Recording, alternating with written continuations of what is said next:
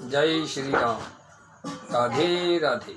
जय श्री कृष्ण। आज पुरुषोत्तम मास का 23वां दिन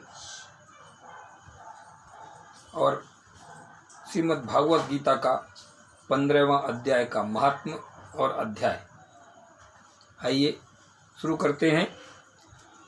श्री महादेव जी कहते हैं, पार्वती अब गीता के 15वें अध्याय का महात्म्य सुनो। गौड़ देश में कृपाण नरसिंह नामक एक राजा थे, जिनकी तलवार की धार से युद्ध में देवता भी परास्त हो जाते थे। उनका बुद्धिमान सेनापति शस्त्र और शास्त्र की कलाओं का भंडार था। उसका नाम था सरभ मेरुंड। उसकी भुजाओं में प्रचंड बल था। एक समय उस पापी ने राजकुमारों सहित महाराज का वध करके स्वयं ही राज्य करने का विचार किया। इस निश्चय के कुछ ही दिनों बाद वह हैजे का शिकार होकर मर गया। वह पापात्मा अपने पूर्व कर्म के कारण सिंधु देश में एक तेजस्वी घोड़ा हुआ। उसका पेट सटा हुआ था। घोड़े के लक्षणों का ठीक ठीक ज्ञान रखने वाले किसी वैश्य के पुत्र ने बहुत सा मूल्य देकर उस अश्व को खरीद लिया और यत्न के साथ उसे राजधानी तक वह ले आया। वैश्य कुमार वह अश्व राजा को देने को लाया था। यद्यपि राजा उस वैश्य कुमार से परिचित थे, तथापि द्वारपाल ने जाकर उसके आगमन की सूचना दी। राजा ने पूछा, किस लिए आए हो? तब उसने स्पष्ट शब्दों में उत्तर दिया, देव, सिंधु देश में एक उत्तम लक्षणों से संपन्न अश्व था, जिसे तीनों लोकों का एक रत्न समझकर मैंने बहुत सा मूल्य देकर खरीद लिया है। राजा ने आज्ञा दी, उस अश्व को यहाँ ले आओ। वास्तव में वह घोड़ा गुणों में उच्चई श्रवा के समान था। सुंदर रूप का तो मानो घर ही था। शुभ लक्षणों का समुद्र जान पड़ता था। वैश्य घोड़ा ले आया और राजा ने उसे देखा। अश्व का लक्षण जानने वाले अमात्यों ने इसकी बड़ी प्रशंसा की। सुनकर राजा अपार आनंद में निमग्न हो गए और उन्होंने वैश्य को मुंह मांगा स्वर्ण देकर तुरंत ही उस अश्व को खरीद लिया। कुछ दिनों के बाद एक समय राजा शिकार खेलने के लिए उत्सुक हो उसी घोड़े पर चढ़कर वन में गए। वहां मृगों के पीछे उन्होंने अपना घोड़ा बढ़ाया। पीछे पीछे सब ओर से दौड़कर आते हुए समस्त सैनिकों का साथ छूट गया। वे हिरणों द्वारा आकृष्ट होकर बहुत दूर निकल गए। प्यास ने उन्हें व्याकुल कर दिया। तब वे घोड़े से उतरकर जल की खोज करने लगे। घोड़े को तो उन्होंने वृक्ष की डाली में बांध दिया और स्वयं एक चट्टान पर चढ़ने लगे। कुछ दूर जाने पर उन्होंने देखा कि एक पत्ते का टुकड़ा हवा से उड़कर शिलाखंड पर गिरा है। उसमें गीता के 15वें अध्याय का आधा श्लोक लिखा हुआ था। राजा उसे बाँचने लगे। उनके मुख से गीता के अक्षर सुनकर घोड़ा तुरंत गिर पड़ा और अश्व शरीर को छोड़कर तुरंत ही दिव्य विमान पर बैठकर वह स्वर्ग लोक को चला गया। तत्पश्चात राजा ने पहाड़ पर चढ़कर एक उत्तम आश्रम देखा, जहाँ नागकेशर, केले, आम और नारियल के वृक्ष लहरा रहे थे। आश्रम के भीतर एक ब्राह्मण बैठे हुए थे, जो संसार की वासनाओं से मुक्त थे। राजा ने उन्हें प्रणाम करके बड़ी भक्ति के साथ पूछा, ब्राह्मण, मेरा अश्व जो अभी अभी स्वर्ग को चला गया है, उसमें क्या कारण है? राजा की बात सुनकर त्रिकालदर्शी मंत्रवेत्ता एवं महापुरुषों में श्रेष्ठ विष्णु शर्मा नामक ब्राह्मण ने कहा, राजन, पूर्व काल में तुम्हारे यहाँ जो सरभ मेरुंड नामक सेनापति था, वह तुम्हें पुत्रों सहित मारकर स्वयं राज्य हड़प लेने को तैयार था। इसी बीच में हैजे का शिकार होकर वह मृत्यु को प्राप्त हो गया। उसके बाद वह उसी पाप से घोड़ा हुआ था। यहाँ कहीं गीता के 15वें अध्याय का आधा श्लोक लिखा मिल गया था।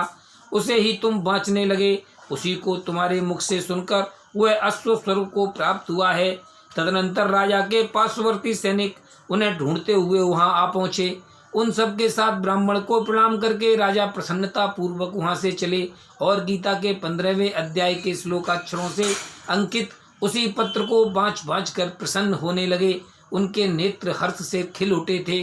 घर आकर उन्होंने मंत्रवेत्ता मंत्रियों के साथ अपने पुत्र सिंहबल को राज्य सिंहासन पर अभिषिक्त किया और स्वयं 15वें अध्याय के जप से विशुद्ध चित्त होकर मोक्ष प्राप्त कर लिया। बोलो श्री कृष्ण भगवान की जय। बोलो श्रीमद् भागवत गीता की जय।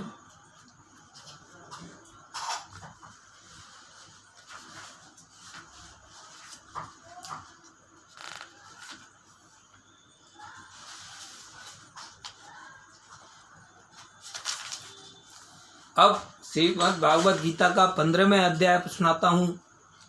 उसके उपरांत श्री कृष्ण ओम श्री परमात्मने नमः। उसके उपरांत श्री कृष्ण भगवान फिर बोले कि हे अर्जुन, आदि पुरुष परमेश्वर रूप मूल वाले और ब्रह्म रूप मुख्य शाखा वाले जिस संसार रूप पीपल के वृक्ष को अविनाशी कहते हैं तथा जिसके वेद पत्ते कहे गए हैं, उस संसार रूप वृक्ष को जो पुरुष मूल सहित तत्व से जानता है वह वेद के तात्पर्य को जानने वाला है। हे अर्जुन, उस संसार वृक्ष की तीनों गुण रूप जल के द्वारा बड़ी हुई एवं विषय भोग रूप कोंपलों वाली देव, मनुष्य और त्रियक आदि योनि रूप शाखाएं नीचे और ऊपर सर्वत्र फैली हुई हैं तथा मनुष्य योनि में ऐस कर्मों के अनुसार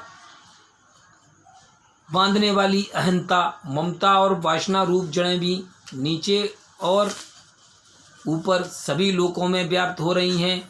परंतु इस संसार वृक्ष का स्वरूप जैसा कहा है वैसा यहाँ विचार काल में नहीं पाया जाता है, क्योंकि ना तो इसका आदि है और ना अंत है तथा ना अच्छी प्रकार से स्थिति ही है।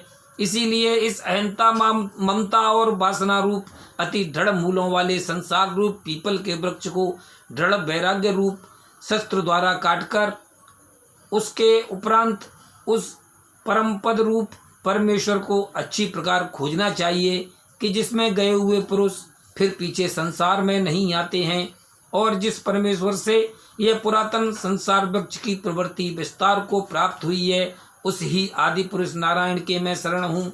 इस प्रकार दृढ़ निश्चय करके नष्ट हो गया है मान और मोह जिनका तथा जीत लिया है आसक्ति रूप दोष जिनने और परमात्मा के स्वरूप में है निरंतर स्थिति जिनकी तथा अच्छी प्रकार से नष्ट हो गई है कामना जिनकी, ऐसे वे सुख दुख नामक द्वंद्वों से विमुक्त हुए ज्ञानी जन उस अविनाशी परम पद को प्राप्त होते हैं।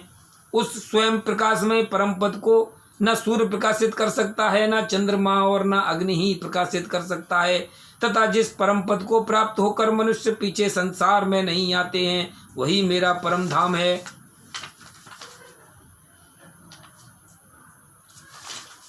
हे अर्जुन, इस देह में यह जीवात्मा मेरा ही सनातन अंश है और वही इन त्रिगुणमयी माया में स्थित हुई मन सहित पांचों इंद्रियों को आकर्षण करता है। कैसे कि वायु गंध के स्थान से गंध को जैसे ग्रहण करके ले जाता है, वैसे ही देहादिकों का स्वामी जीवात्मा भी जिस पहले शरीर को त्यागता है उससे इस मन सहित इंद्रियों को ग्रहण करके फिर जिस शरीर को प्राप्त होता है उसमें जाता है। उस शरीर में स्थित हुआ यह जीवात्मा श्रोत्र, चक्षु और त्वचा को तथा रसना, घ्राण और मन को आश्रय करके अर्थात इन सबके सारे से ही विषयों को सेवन करता है। परंतु शरीर छोड़कर जाते हुए को अथवा शरीर में स्थित हुए को और विषयों को भोगते हुए को अथवा तीनों गुणों से युक्त हुए को भी अज्ञानी जन नहीं जानते हैं। केवल ज्ञान रूप नेत्रों वाले ज्ञानी जन ही तत्व से जानते हैं, क्योंकि योगी जन भी अपने हृदय में स्थित हुए इस आत्मा को यत्न करते हुए ही तत्व से जानते हैं। और जिन्होंने अपने अंतःकरण को शुद्ध नहीं किया है ऐसे अज्ञानी जन तो यत्न करते हुए भी इस आत्मा को नहीं जानते हैं। हे अर्जुन, जो तेज सूर्य में स्थित हुआ संपूर्ण जगत को प्रकाशित करता है तथा जो तेज चंद्रमा में स्थित है और जो तेज अग्नि में स्थित है उसको तू मेरा ही तेज जान। और मैं ही पृथ्वी में प्रवेश करके अपनी शक्ति से सब भूतों को धारण करता हूँ और रस स्वरूप अर्थात अमृतमय चंद्रमा होकर संपूर्ण औषधियों को अर्थात वनस्पतियों को पुष्ट करता हूँ तथा मैं ही सब प्राणियों के शरीर में स्थित हुआ वैश्वानर अग्नि रूप होकर प्राण और अपान से युक्त हुआ 4 प्रकार के अन्न को पचाता हूँ। और मैं ही सब प्राणियों के हृदय में अंतर्यामी रूप से स्थित हूँ तथा मेरे से ही स्मृति, ज्ञान और अपोहन होता है और सब वेदों द्वारा मैं ही जानने के योग्य हूँ तथा वेदांत का कर्ता और वेदों को जानने वाला भी मैं ही हूँ। हे अर्जुन, इस संसार में नाशवान और अविनाशी भी यह 2 प्रकार के पुरुष हैं।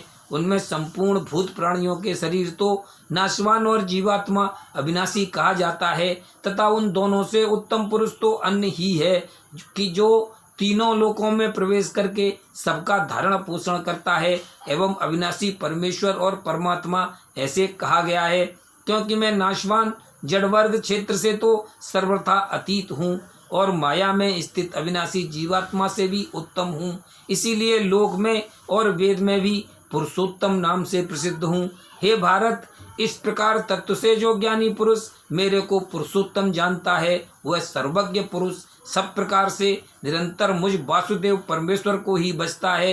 हे निष्पाप अर्जुन, ऐसे यह अति रहस्य युक्त गोपनीय शास्त्र द्वारा मेरे द्वारा कहा गया, इसको तत्व से जानकर मनुष्य ज्ञानवान और कृतार्थ हो जाता है, अर्थात उसको और कुछ भी करना शेष नहीं रहता।